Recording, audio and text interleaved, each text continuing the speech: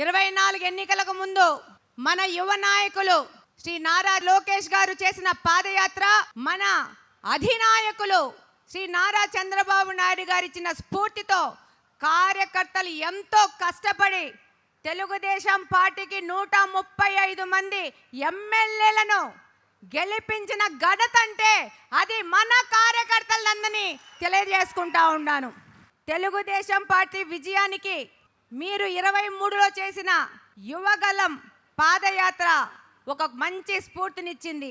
Vaikapa party ఎన్ని కేసులు పెట్టినా, ఎన్ని పోలీస్ దమకాయింపులు ఇచ్చినా, భయభ్రాంతులు చేసినా, ఏ రకమైన ప్రలోభాలకు లొంగకుండా కుల మతాలకు అతీతంగా వీరోచితంగా పోరాడి ఇక్కడ తెలుగుదేశం పార్టీని మొట్టమొదటి మహిళా ఎమ్మెల్యేని గెలిపించిన మీ అందరికీ చేతులెత్తి కృతజ్ఞతలు తెలియజేసుకుంటున్నాను.